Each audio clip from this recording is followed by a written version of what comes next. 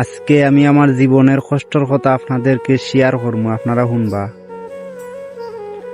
আমি ও যে চা বাগান আইছি, সিলেট আইছি, আজকে আমি ইনো আইতে পারলাম না। যে সময় আমি বাড়ি ছিলাম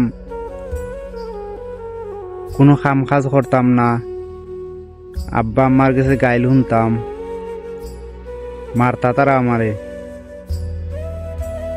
তো আমি রাত্রে ঘুমানির সময় ডেইলো আল্লাহর কাছে কইতাম যে আল্লাহ আমার এমন একটা কাম দো যাতে আমি আব্বা আমার গাইল বহা শুনা লাগে না, মায়ের খাওয়া লাগে না।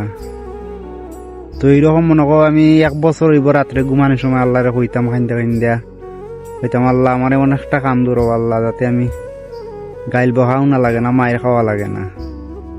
তো এইরকম কইতে কইতে আখতা আইলাম সিলেট হাইয়া বেকারিত কাজ করলাম।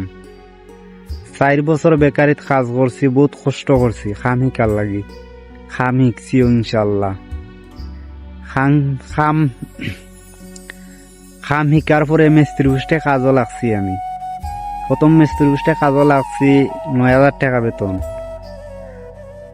এর হতে আস্তে আস্তে আস্তে আস্তে আস্তে আস্তে বেতন বাড়তে বাড়তে আজকে আল্লাহ ইল্লে আমার সংসার আমি চালাইতাম পারি।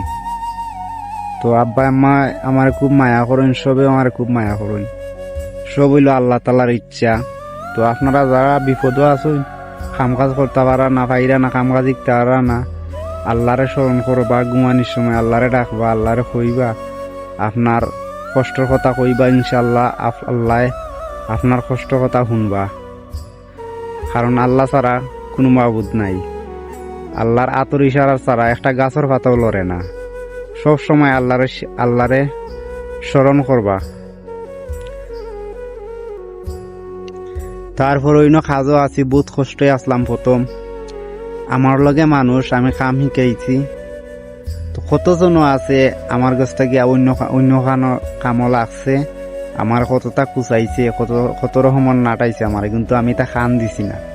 আমি আমার খামর দিকে আমি লক্ষ্য করছি, আমার খাম কিলান আগুয়াই নিতাম, খাম কিলান বালা করতাম, এইরকম আমি কাম কইরা গেছি।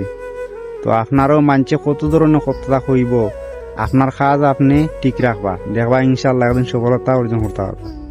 আসসালামু আলাইকুম, সবাই ভালো থাকবেন, লাইক কমেন্ট শেয়ার করবেন, আমার পাশে থাকবেন, সাবস্ক্রাইব করবেন।